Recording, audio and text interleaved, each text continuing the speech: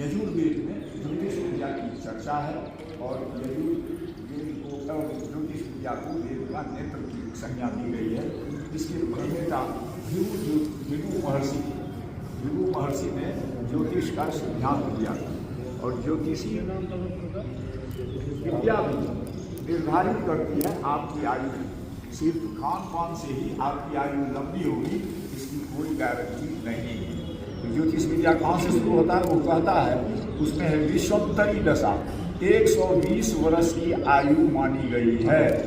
120 वर्ष इस दशा में अंतरदशा, प्रत्यंतर दशा, महादशा, प्राण दशा, सूक्ष्म दशा, इस तरह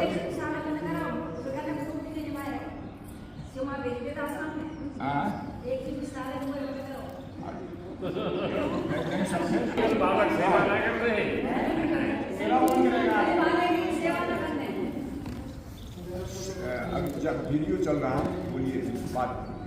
अच्छा, 120 साल नहीं चलना है, इसका तात्पर्य यह है कि आप 30 साल में बूढ़े हो जाइएगा, यानी चलने से लाचार हो जाइएगा।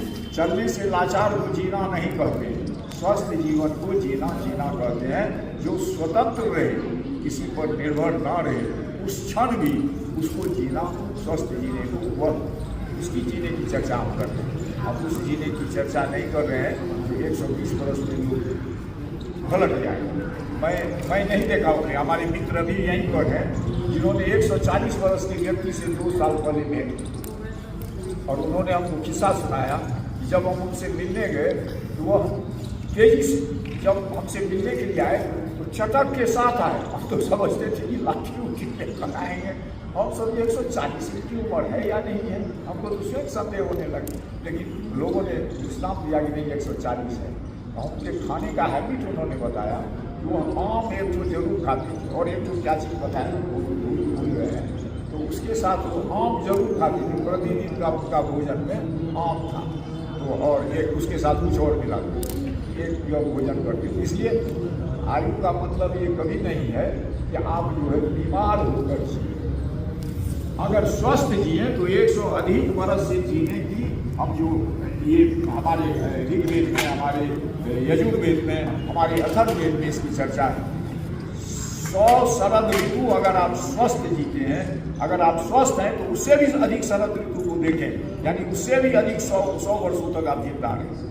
लेकिन अगर स्वस्थ है, बड़ा लंबी है, तब तो चले ही जाए, लेकिन वह भी आपके हाथ में नहीं है।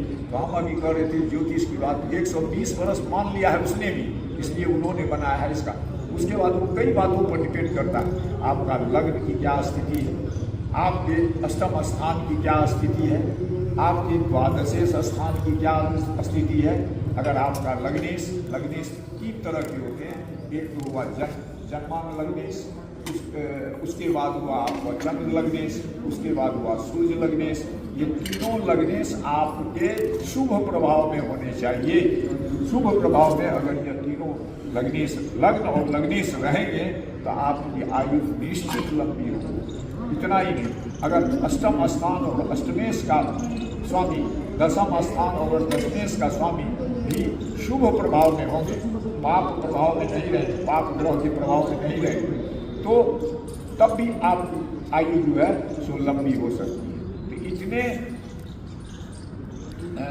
स्तंभ है एक ज्योतिष में, इतने प्लैनेट पोजीशन है जो कि आपके शुभ प्रभाव में रहेंगे तो आपकी आयु लंबी होगी।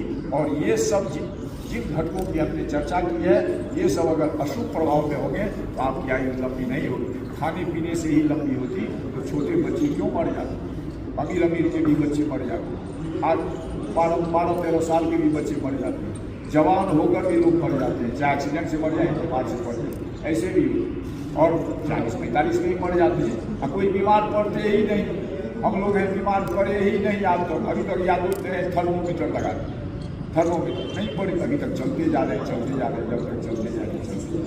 छोटी मोटी कोई घटनाएँ होती है उसका इलाज यहाँ तेल मालिश साफी कभी करवा लेते हैं। तो ये इस तरह 120 वर्ष की आयु ज्योतिषीय हिसाब से भी आप पा सकते हैं। अगर आपकी ग्रह दशाओं की स्थिति अच्छी रही तो सही, और जो अपेक्षित ग्रह दशा है इसके लिए वे अगर यदि शुभ प्रभाव में रहे तो आप लंबी आयु को ज्योतिषीय दृष्टिकोण से भी जी सकते हैं। ज्योतिषीय दृष्टिकोण भी इसका रास्ता प्रशस्त करता है। विश्वोत्तरी दशा उसको कहते हैं, जिस पर मापा जाता है कि आदमी 120 वर्ष की आयु है, 120 वर्ष तक वो आदमी जिंदा हो सकता है। बस इस वीडियो में इतना ही।